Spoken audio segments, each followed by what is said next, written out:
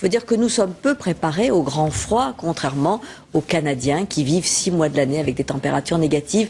Nos envoyés spéciaux Gilles Boulot et Natalia Mendoza se sont rendus à Montréal, où il fait actuellement moins 15, mais c'est normal, et où chacun s'organise. Le ciel leur tombe en permanence sur la tête sous forme de flocons. Mais dans cette ville cernée par les glaces 150 jours par an, la neige n'est jamais un sujet de complainte. Je suis pas au courant de la neige qui tombe à Paris. Là, une chose qu'on ramasse en ce moment, c'est un 25 cm. Dépasser 30 cm, ça commence à être des grosses tempêtes. Comment leurs lointains cousins parisiens ont-ils pu se retrouver paralysés sous une fine couche de 11 cm de neige? Vu du Québec, la réponse est simple. Dans le déneigement comme dans le cyclisme, il y a les amateurs et les professionnels. C'est à cause qu'on n'est pas là. Ça prend la meilleure équipe. Dans le secteur, on doit avoir une quinzaine de camions. 15 chasse-neige pour un seul pâté de maison, comparé aux 80 déneigeuses recensées dans toute l'île de France. Le déblocage des routes ne s'effectue évidemment pas à la même vitesse des deux côtés de l'Atlantique.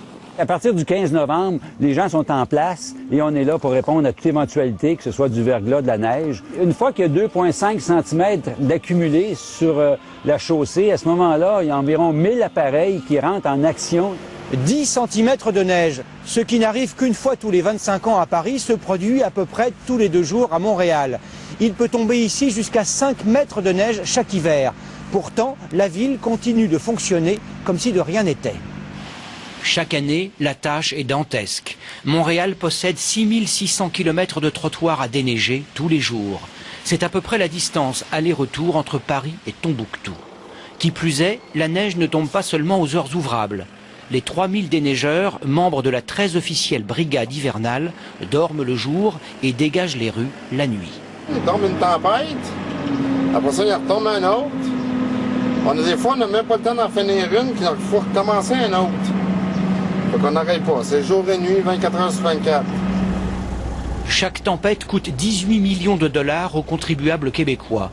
Après avoir raclé la neige, il faut la transporter et la stocker au fond de ce cratère grand comme 20 stades de France.